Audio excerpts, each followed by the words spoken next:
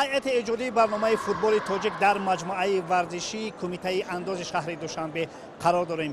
Инҷо бозӣ барои дарёфти ҷоми Тоҷикистон миёни дастаҳои Соро Компания ва Амонатбонк баргузор мегардад. ҳоли ҳозир дастаҳо дар майдон машқи пеш аз бозии худро баргузор карда истоданд ва бояд бигӯем ки толор низ ба оҳистагӣ моломоли мухлисон мешавад ва бештари кормандони Амонатбонк инҷо ҳузур доранд то дастаи худро албатта мухлисӣ кунанд ва мову шуморо як бозии муҷаллое дар пеш аст. Ва ин нуқтаро ҳам бояд зикр кунем дӯстони азиз ки имсол ба фарқ аз солҳои қаблӣ бо дастаи чемпиони Тоҷикистон Соро Компания, дастаи ҳаваскор Амонатбонки шаҳри Душанбе барои дарёфти ҷоми Тоҷикистон рақобат хоҳад кард. моро пайгир бошед ва албатта аз рукну паҳлӯҳои дигари ин бозӣ мо шуморо огаҳ хоҳем кард.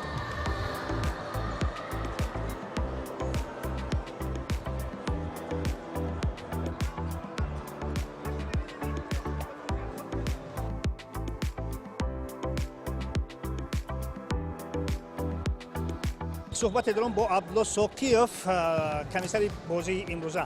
Абдулло, чӣ гуна омодагӣ дорем? омодагӣ хуб аст. 5 соат қабл пеш аз оғози бозӣ мо майдонро барои баргузории ҷоми Тоҷикистон омода намудаем ва бовар дорем ки имрӯз бозӣ дар як сатҳи хуб баргузор мегардад ва беҳтарин даста ғолиби ҷоми Тоҷикистон байн дастаҳои иштирокчӣ мегарданд.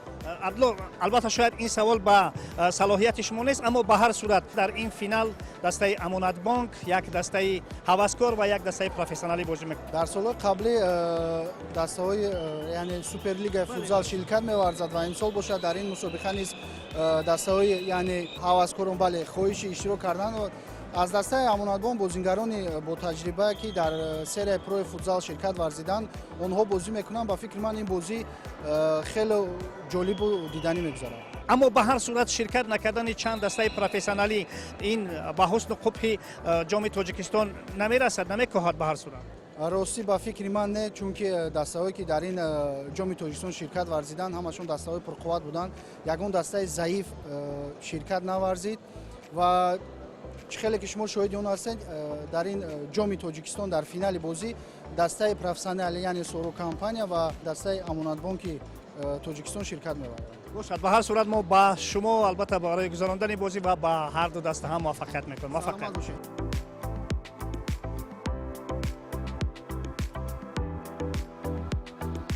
то оғози бозӣ чанд дақиқаи дигаре мондааст. ҳоле мо кӯшиш мекунем ки бо сармураббии дастаи Амонатбонк инҷо як суҳбате ҳам дошта бошем. хуб, чӣ гуна омодагӣ дорем? Ну, команда готовится, вот как вы видите, очень серьезно готовимся, понимаем, что очень сильный соперник, это лучшая команда на сегодняшний день в нашей республике. И наши ребята тоже не промах. Для нас что хорошо, то что впервые любительская команда Амонатбанк вышла на такой престижный турнир, это второй по значимости турнир Кубок Таджикистана. Будем стараться, будем биться до конца, понимаем, что будет тяжело, но будем биться. мебинем ки дар ҳайати дастаи шумо ҳам чанд бозингари ҳирфавӣ ки дар бо Сорову, бо Сипару, бо Истиқлол бозӣ кардан дар инҷо мебинем. Да, совершенно верно. Из-за того, что Истиқлол и Сипар не участвовали, поэтому некоторые игроки играли за Рахш такси. Вот 5 человек с команды Истиқлол играют за нас. Как говорится, коленки не дрожат, что Соро играет?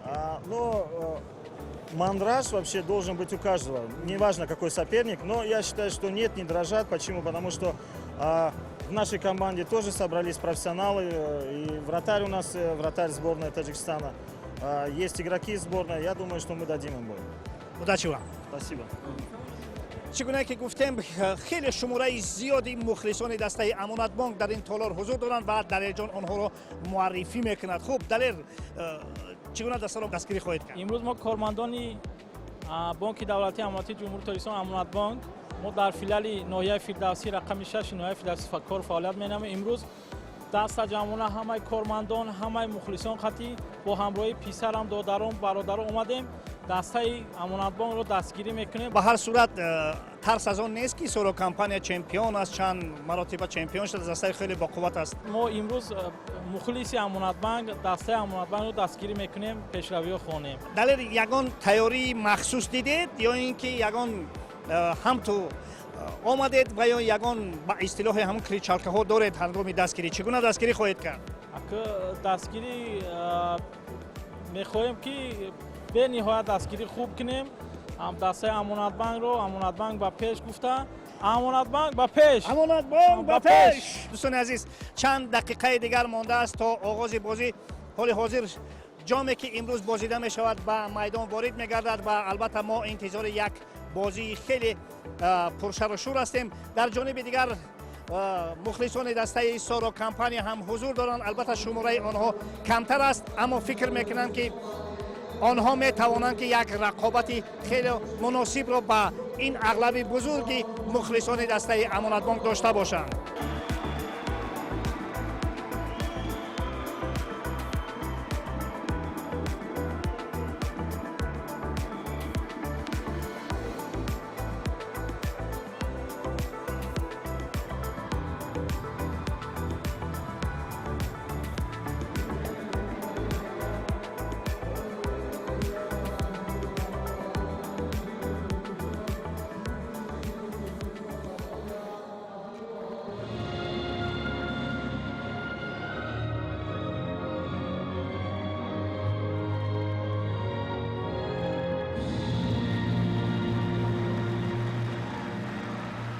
از روی قاعده موجوده قبل از بازی فینالی جام سرود ملی صدا می‌دهد و بعد قرائت یکجایی سرود ملی از جانب حاضرین بازی آغاز گردید.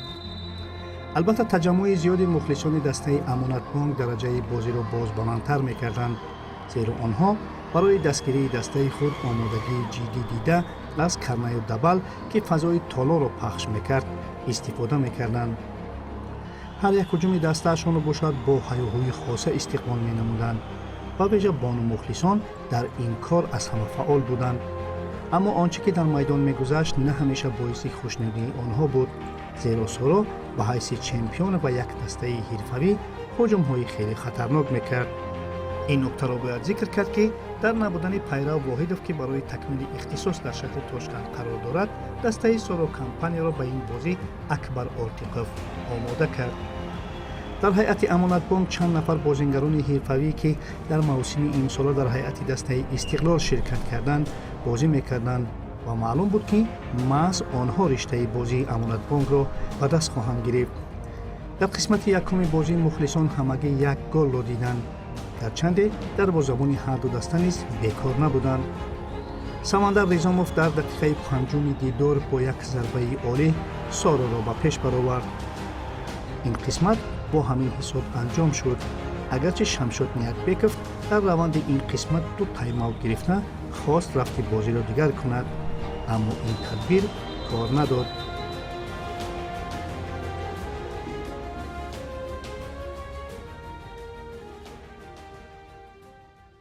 با تماشای این بازی البته نفران زیادی تشریف آوردند من جمله کارمندان تلویزیونی ورزش هم و اینجا ما همکارمون ایمانبک شودی بگزاد را با خودیم و البته از آن کس پرسانی میکنیم که خب قسمت اولی بازی را چگونه بها میدهند. ایمانبک چگونه بازی بود در اینجا؟ آیا دسته امانت بانک به یک دسته هوسکار مانند بود؟ از لحاظ فرصتی بازی البته کسبیت خاصه دسته سارا کمپانی احساس میشد ولیکن آهسته آهسته بازی دسته امانت بانک به طور دیگرگون شد که ما کاملا دسته هوسکار را ندیدیم در رفت بازی و بعضا هرچه که دروازه‌بان دسته امانت بانک هم سرکار بود در رفت این بازی و سیوای عالی هم نشان انجام میداد در رفت بازی ولیکن اصلا اگر به ثانیه‌های اخیر بازی مشاهده کنیم عموما امانت بانک یعنی که سارا کمپانی رو مجبور کند تو این دسته بازی دفاعکارانه رو بماند و چون دسته دوم حتی به دسته دوم مبدل شد و البته در عموم اگر بگیم احساس یعنی که احساس نمیشد که یک دسته هوسکار مقابل دسته قهرمان در فینال جام تاجیکستان برآمد میکند. ایمانبک به اندیشه شما با امانت بانک چی نمیرسید چون که ضربه میزدن اما ضربه ها خطا بودن چی نمیرسید کمبیناسیون های خوب هم که داشتن اما همون آخری کار یعنی که به نفع آنها نبود. فکرم اینجا از معلوم شد که سطح بازیگران کسبی تا کجا فرق کننده است از سطح بازیگران هوسکار و دقیقیتی که وقت اجرایش هجوم برای آنها نمی رسید برای بازیگران امانت بانک. فکر میکنم که ببینید وقتی راه اندازی کردن هجوم اندکی به سهلنگاری به سراسمگی را میدادند که این البته از سطح بازیگران همین دسته هواسکار شهادت میداد و فکر میکنم که این هم یک تجربه خاصه برایشان شد در نیمه اول و در نیمه دوم آنها کوشش میکنند که نقطه ضعف دسته قهرمان را پیدا کنند و پاسخهای خود را یعنی که برای آنها گردانند. به هر صورت امانت بانک رو در قسمت دوم چی باید کند که از حساب فشار بلند، از حساب سرعت تیز، از کدام حساب میتواند که به هر صورت به دروازه حریف گل زند، حساب را برابر کند و یا بتواند که باز به پیش براید؟ فکر میکنم برای آنها برآمد نمودن چون دسته دومی خوبتر باید بازی احتیاطکارانه را باید براه ماند، زیرا که دسته سورو کمپانیا در دل حالت میتواند از ثانیه های ضعف همین دسته رقیب خود میتواند استفاده برد و حتی حساب را یعنی که دو بالا نماید و گل های زیاد را میتواند به ثمر رساند. از این لحاظ بازی احتیاطکارانه در نیمه میدان خود و وقتی را اندازی کردن حصول هجوم ها از همین دقیقت خاصه و سرعت افزایی سری وقتی برای آنها ضرورت است و آنها میتوانند با وجود همین امیدها موفق شوند در همین بود. خوب ببینید که دو مراتب سرمربی دسته امانت بانک تایم اوت گرفت، حالا روند بازی همیشه از تقاضا میکرد.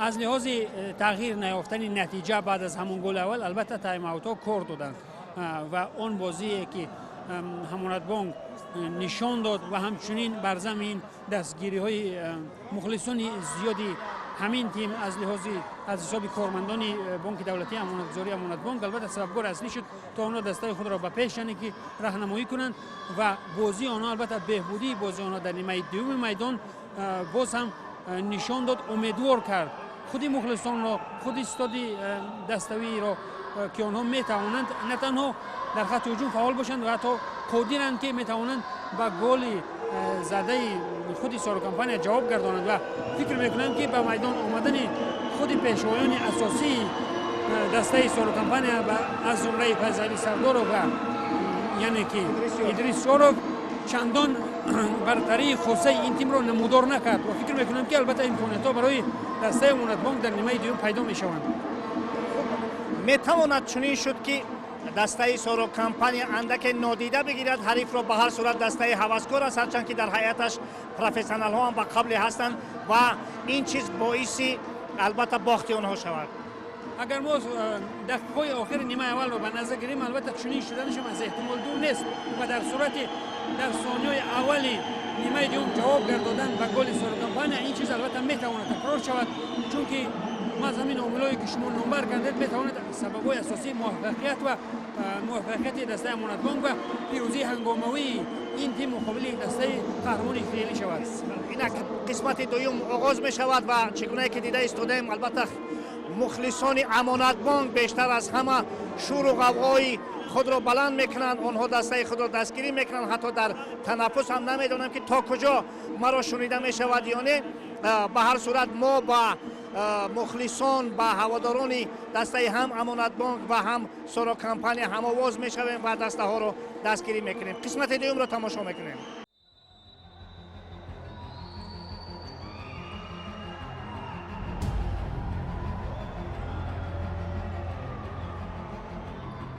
قسم دومی بازی پرره با تشبث سورو گذشت و آنها 4 گل بدون جواب و دروازه حریف زده مقام اولویت داشته خود را تصدیق کردند. البته امانت بانک نیز کم نمی آمد و منصوبه و گزارش های علاهیده بازیگران که ضربه هایشان خیلی خطرناک بود مهدی مصطفی را عصبانی میکرد.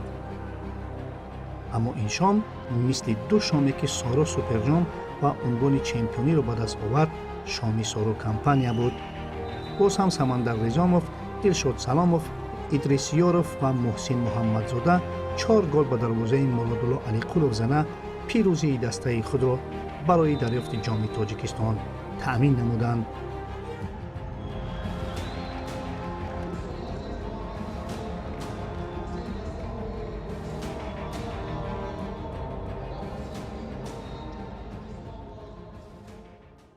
مخلصان سورو کمپانیا استقبال میگیرند از غالبیت نوبتی دسته دوست داشتهشان. بچه ها خرسند شدید؟ بله!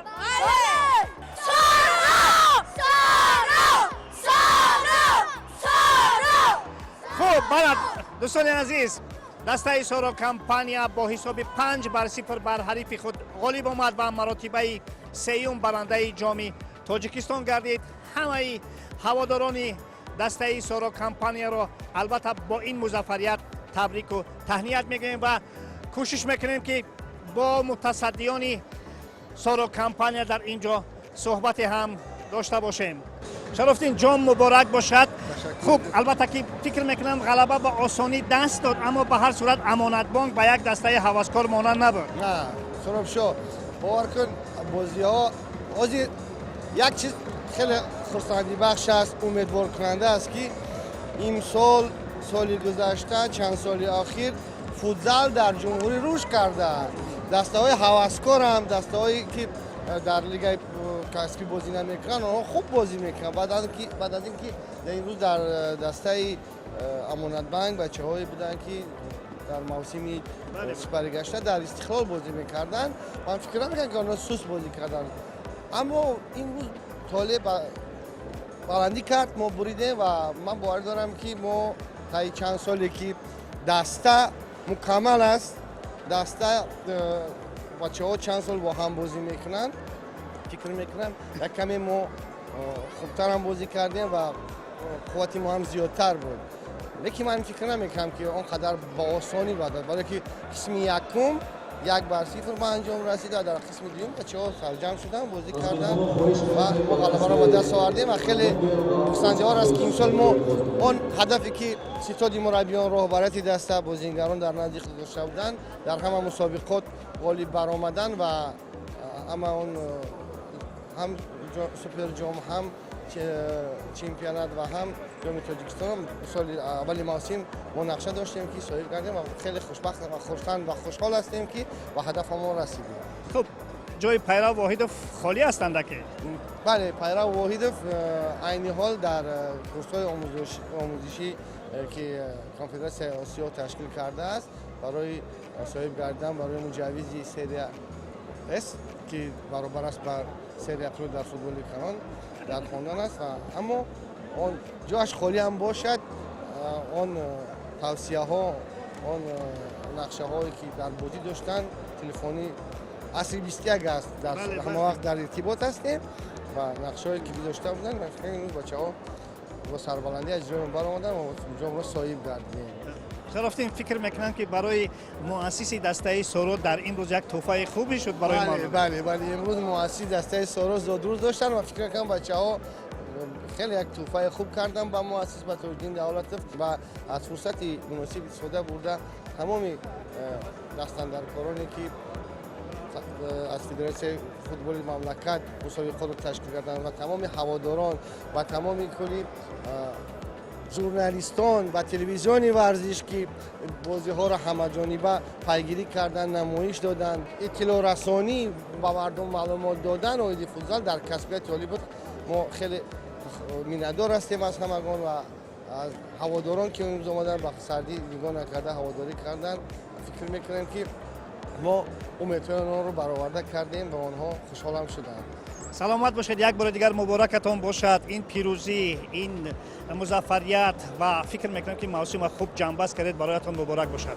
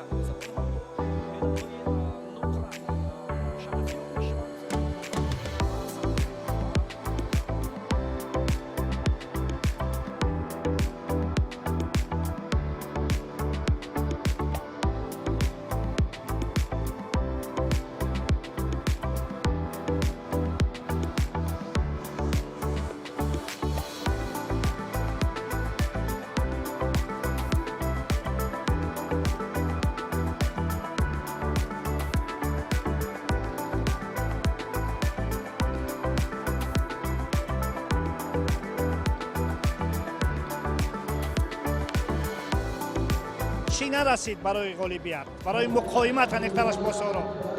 من فکر میکنم که با ما با بچه‌ای که ما командаи мо дошт камтар таҷриба нарасид.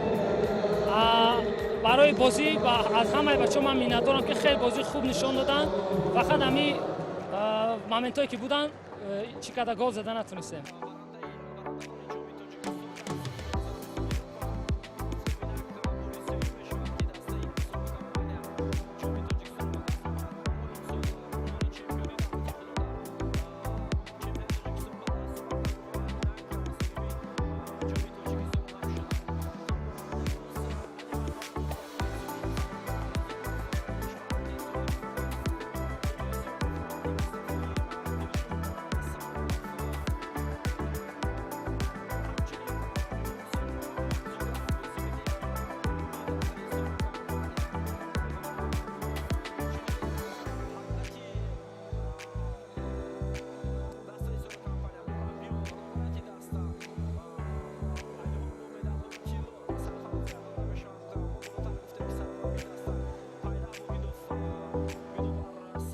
سرول مبارک باشد. با آسانی دست داد همین بازیانه. رحمت کلام با آسانی دست ندادن، همه بچه‌ها محنت کردن، غلبه را به دست آوردیم. فضل چی شد که به تو میسر نشد گل زنی؟ از بازی فینالی لیگ عالی میسر نشده است. خیلی نمیدونم چی ثواب داشته باشن. خیلی محنت کردیم. فکر میکنیم امروز تو برای بچه‌ها خدمت کردی. یا تو خواهان همه بچه‌ها خدمت کردن، همه کسا غلبه را به دست آوردیم. سلامت باشین، مبارکتون باشد. رحمت کلام.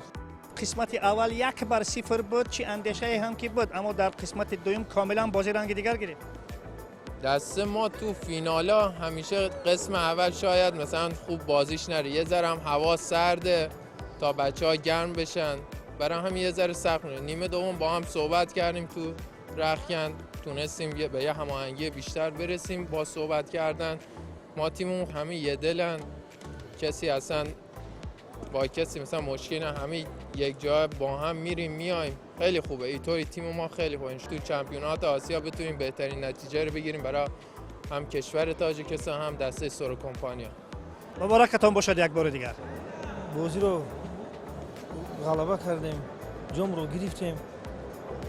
دیگه چی بگم، خیلی خرسند هستم، در هیجان هستم. فکر میکنم که تاج‌الدین آن نقشه هایی که در پیش دسته گذاشتید این موسم همه‌اش اجرا شده. البته 3 جام بود، ما با بچه‌ها صحبت میکردیم، کار میکردیم، نصیحت میکردیم، با ناموس میآوردیم. مقصد فوتبال تاجیک بود به پیش رود. کار میکنیم، ایده خوب داریم. در پیش لیگ قهرمانان آسیا است. کوشش میکنیم که نتیجه خوب شود که آبروی وطن است. بسیار خوب. خوب، اکنون میتوانید در فرجام همین موسم با مخلصانتون عرض مینداری کنید. من تلویزیون در اختیار شما. میندار هستیم. بازی فوتبال یا فوتبال باشد به مخلص معنی ندارد. بچه‌ها به هیجان میبینن، روحی نو میگیرن، بازی خوب میکنن، نشان میدن که ما فوتبالیست هستیم و مخلصای هم خرسند میشن، خاطر جمع میشن، با وقتی خوش به خانه خودشون میرن، میبینن که ما فوتبال تماشا کردیم، فوتبال خوب بازی تماشا کردیم و سالهای آینده باخت مخلصی از این خوبتر باید شود و در آینده میخواهیم که با از این هم خوبتر مخلصی زیادتر شوند و بازی این خوبتر و بهتر شود. خب، برای شما موفقیت در موسم‌های آینده. فکر می‌کنیم که سورو کمپانیا البته میتواند که تاجیکستان ما رو در عرصه قاره معرفی کند. برای شما موفقیت. از نگاه شما این مسابقه تا کدام اندازه با موفقیت انجام شد؟ موسم امسال موسم خوب به نظر ما، برای که جام چمپیونات خودش نشان داد که دسته‌ای هستند که غیر کسبی هستند لیکن پرقوت هم هستند. چیزی که شما خودتون دیدین امروز سورو کمپانیا با دسته امانت بانک رقابت کردند. امانت بانک بعد نبود و همین خیلی وای نرسید، تجربه نرسید. چند دسته کسبی در جام اشتراک نکردند. چه علت بود؟ موسم به انجام رسید. بسیاری بچه‌ها در دیگر دولت‌ها رفتن برای شرطنامه امضا کنی و از همین سبب فکر میکنم برای هم اشتراک نکردن. فکر میکنم که اکنون ما رو یک موسمی خیلی جاذبه در آینده در پیش است. мавсими дигар бисёр навигариҳо ҳаст. кӯшиш мекунем як ду дастаи дигар аст. ҳамин худаш дастаи амонатбанк ҳам шояд соли дигар дар суперлигаи футзали тоҷикистон иштирок кунанд. مبارکتون باشد با موفقانه انجام کردن این موسم و برای همه هواداران فوتبال تاجیکستان. سلامت باشید. раҳмати تشکر. калом.